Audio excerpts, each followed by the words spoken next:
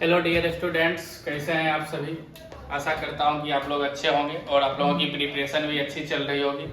मैं हूं आपके साथ कुमार संदीप और आप देख रहे हैं आपका और हमारा यूट्यूब चैनल ग्रो इंग्लिश।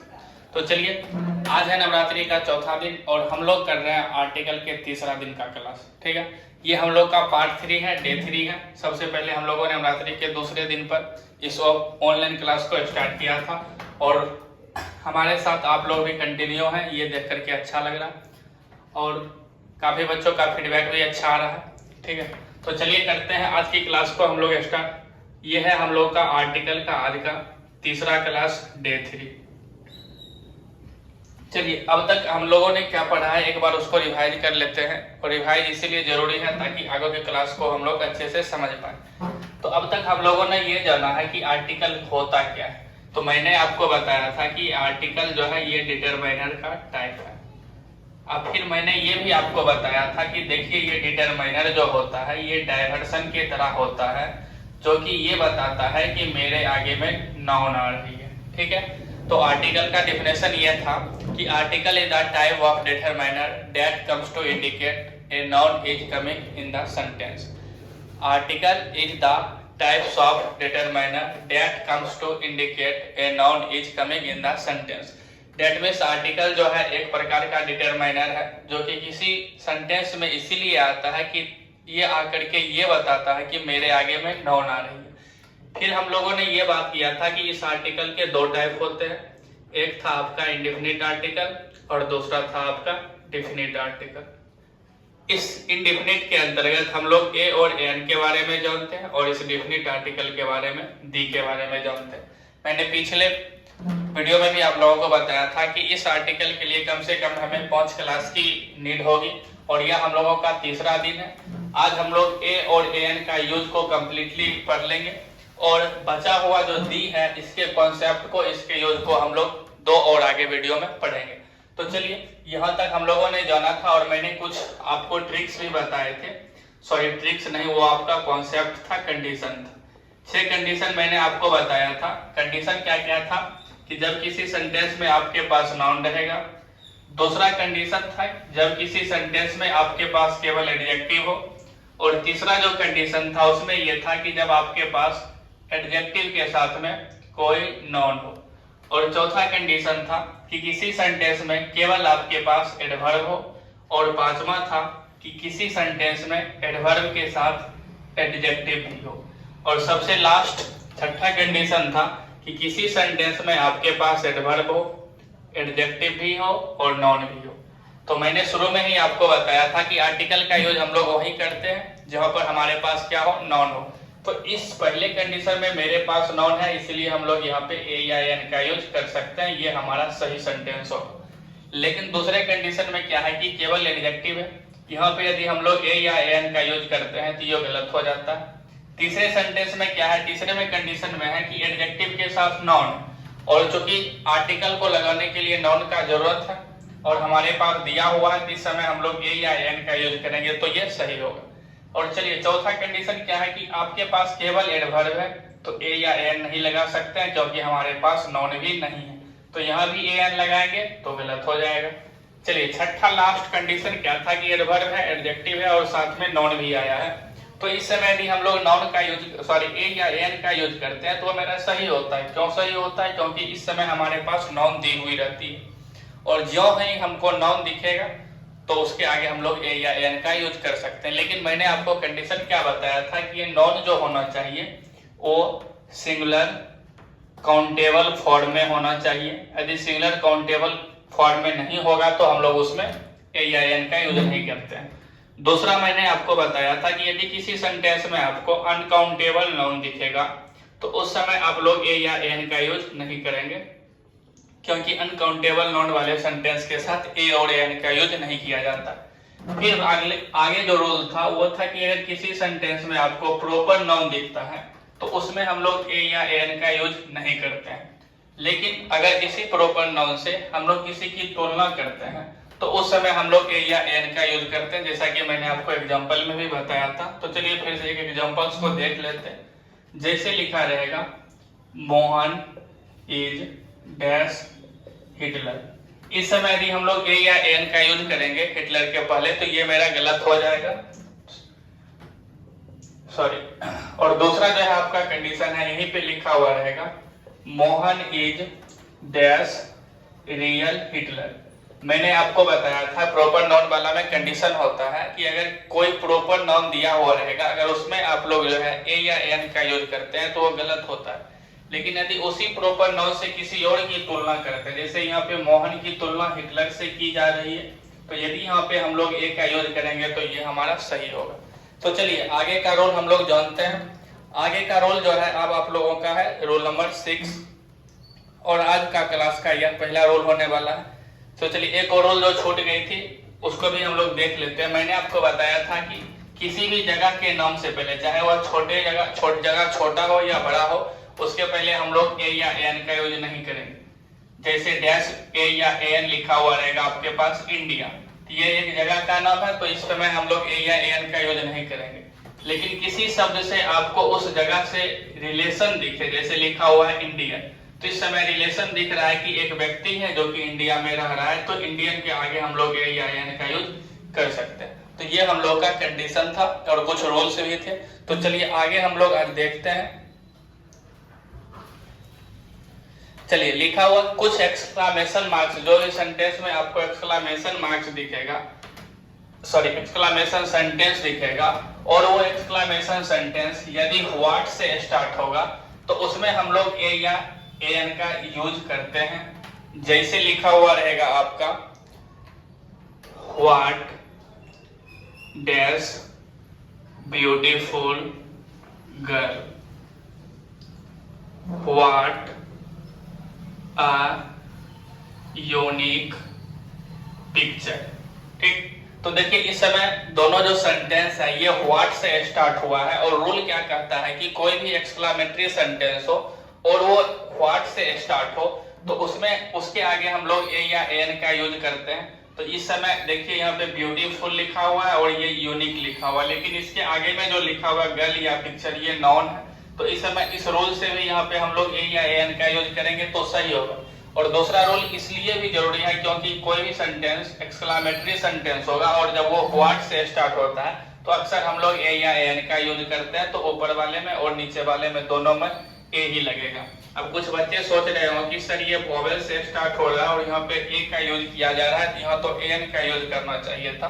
तो मैंने आपको बताया था एक और ए और एन के बारे में कॉन्सेप्ट कि देखिए कि जो पहले हमारे पास वर्ड्स दिए हुए रहते हैं, मैंने आपको बताया कि सबसे पहले उसका हिंदी में हम लोग क्या करेंगे, प्रोनाउंसिएशन करेंगे, उच्चारण करेंगे। और फिर ये कंडीशन था कि यदि उच्चारण का फर्स्ट अक्षर यानी फर्स्ट लेटर जो है अ से अ के बीच होगा तो उसमें हम लोग ए एन का यूज करते हैं, और क से ह के बीच होता है तब उसमें हम लोग ए का यूज करते हैं। चूंकि ये लिखा है यूनिक और इसका पहला जो अक्षर है यू, ये क से ह के बीच है, इसीलिए हम लोग यहाँ पे ए का यूज किए हैं। तो ये मेरा अभी सही है, यहाँ पे एन का यूज नहीं होगा।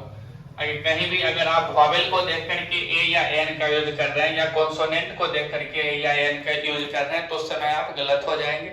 आपको बेसिकली ये देखना है कि जो सेंटेंस जो वर्ड्स दिया हुआ रहेगा सबसे पहले आप उसको हिंदी में बोलेंगे, और हिंदी में बोलने पर यदि अक्षर जो है पहला अक्षर क से ह के बीच आएगा तो ए लगानी है, और यदि पहला अक्षर अ से आ के बीच होगा तब उस स्थिति में आपको ए एन लगानी है। चलिए आगे चलते हैं। लिखा है निम्नलिखित फॉर्मेट में, जैसे कुछ ऐसे सेंटेंस है जैसे लिखा है सो, एज, हाउ। ठीक, यदि कोई सेंटेंस आपको सो से स्टार्ट होगा, एज से स्टार्ट होगा, हाउ से स्टार्ट होगा। ठीक, और इसके बाद प्लस में आपको एडजेक्टिव दी हुई रहेगी। ठीक, और इसके बाद डैश है, फिर आपके पास नाउन लिखा हुआ है। जैसे अब मैं इसको एक एग्जांपल से ले रहा हूं, आपके पास लिखा है सो फाइन डैश डे। आप देख सकते हैं ये इस स्ट्रक्चर को फॉलो कर रहा है। क्यों फॉलो कर रहा है? क्योंकि ये सो से स्टार्ट हो रहा है, और दूसरा इसमें जो फाइन जो लिखा हुआ है यहाँ एक एडजेक्टिव है, फिर डैश लिखा हुआ है, और इस साइड जो है डे ये नाउन लिखा है। तो कहीं आपको सो एज हाउ से कोई सेंटेंस स्टार्ट हो और जो जस्ट उसके बाद आपको एडजेक्टिव दिख जाए तो उसके बाद हम लोग ए या एन का यूज करते हैं। तो इस डे के अनुसार यहाँ पे हम लोग ए का यूज करेंगे, सो फाइन ए डे। ठीक है, तो चलिए आगे फिर कुछ इसी चैप्टर इसी रूल्स का एग्जांपल लेते हैं। लिखा है हाउ डार्क डैश नाइट। अब इस सेंटेंस में भी देख सकते हैं, मैंने आपको बताया सो से स्टार्ट होना चाहिए, एज से स्टार्ट होना चाहिए, हाउ से स्टार्ट होना चाहिए, और एक बच गया है टू से स्टार्ट होना चाहिए।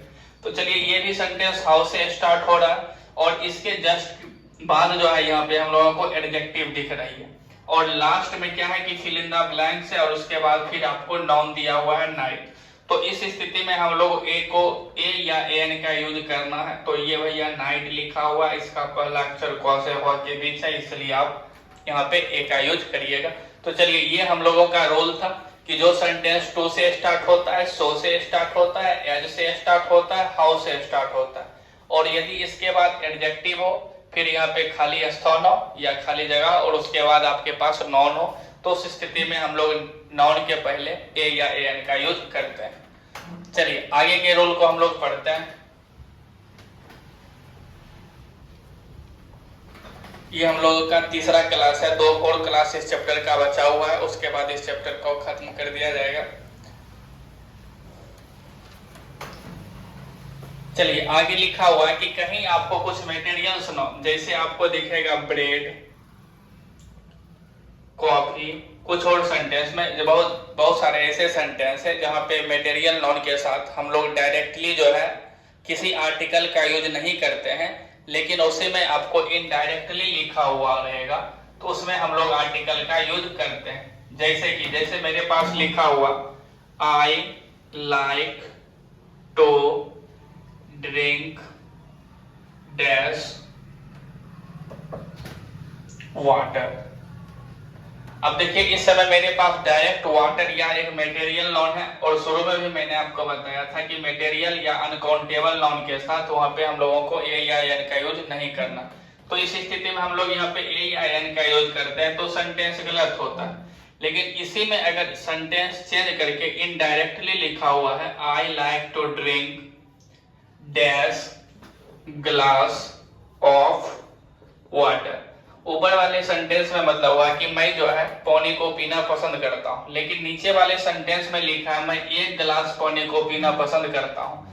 तो इस समय हम लोग यहाँ पे ए या एन लगाएंगे तो वो सही होगा, क्योंकि हमने इस समय ए या एन गिलास के अकॉर्डिंग लगाया है, ये वाटर के अकॉर्डिंग नहीं लगाया।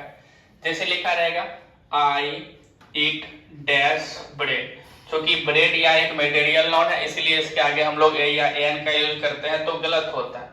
लेकिन इसी में लिखा रहेगा आई बाइट ए पीस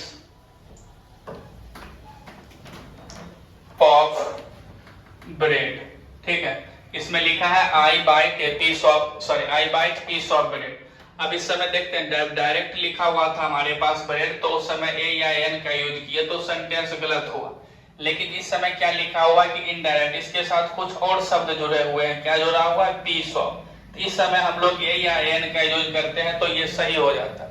तो दैट मींस जो मटेरियल नॉन्स आपके पास रहते हैं अगर वो डायरेक्ट दिया हुआ रहेगा तो उसमें ए या एन नहीं लगा, लेकिन उसके पहले कुछ और अतिरिक्त शब्द हो, एक्स्ट्रा वर्ड हो, तो उसके पहले हम लोग ए या एन का यूज करते हैं। चलिए आगे है कुछ ऐसे भी अनकाउंटेबल नाउन है जिसके साथ हम लोग ए या एन का प्रयोग करते हैं, लेकिन उसमें कुछ कंडीशन होता है। उसके पहले हम लोग किसी अनकाउंटेबल नाउन में यदि कोई मटेरियल नाउन हो तो उसके पहले हम लोग किसी ए या एन का यूज नहीं करते हैं, लेकिन जब उसके पास कुछ वर्ड्स पहले से हो तो हम लोग उसमें ए या एन का यूज करते हैं। तो चलिए ये रूल हम लोगों का खत्म हो गया।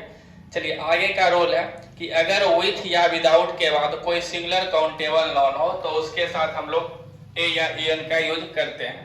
जैसे लिखा है, मैंने आपको बोला है कि यदि कोई सेंटेंस में आपको विथ या विदाउट है और उसके बाद आपके पास सिंगुलर काउंटेबल नाउन है तो उसमें आप लोग ए या एन का यूज करेंगे। जैसे लिखा है आई कम विथ डॉग, ठीक। फिर इसी सेंटेंस में लिखा है आई कम विथ डॉग्स। फिर एक और सेंटेंस है जो कि थोड़ा सा चेंज है, जैसे लिखा आई कम विदाउट डॉग। चलिए एक और सेंटेंस को लिखते हैं आई कम विदाउट डॉग्स। तो भैया रूल ये कहता है कि यदि किसी सेंटेंस में विथ हो या फिर विदाउट हो और उसके बाद कोई सिंगुलर काउंटेबल नाउन हो तो उसके पहले ए या एन लगाएंगे। तो चलिए, तो पहले देख सकते हैं ये दोनों सेंटेंस भी विथ ही, इस दोनों सेंटेंस में भी विथ और विदाउट है, लेकिन इसके बाद आपके पास प्लूरल नाउन दिया हुआ है। तो सबसे पहले मैं आपको क्लियर कर दूं कि आपका ए या एन लगने वाला नहीं है, क्योंकि कंडीशन क्या है कि हमेशा वो नाउन जो है सिंगुलर फॉर्म में होना चाहिए। तो चलिए, इस समय ये दोनों सिंगुलर के फॉर्म में, इसलिए यहाँ पे हम लोग ए का यूज करेंगे। तो रूल क्या है कि अगर किसी सेंटेंस में आपको विथ दिखेगा या फिर विदाउट दिखेगा और उसके बाद आपको सिंगुलर काउंटेबल नाउन दिखेगा तो उसके पहले आप लोग ए या एन का यूज करिएगा। लेकिन जब वही विथ या विदाउट के बाद आपके पास प्लूरल नाउन मिलेगा तो उस समय हम लोग जो है ए या एन का यूज नहीं करेंगे। तो चलिए, बेसिकली जो आप लोगों के लेवल का है वो आर्टिकल का इतना ही ए और एन का यूज है। तो इस समय हम लोग ए या एन का यूज जो है इसको कंप्लीटली पढ़ चुके हैं। अब हम लोगों को आगे की क्लास में कॉन्सेप्ट ऑफ दी और यूज ऑफ दी इसको जानना है। आज की क्लास हम लोगों की यहीं समाप्त होती है।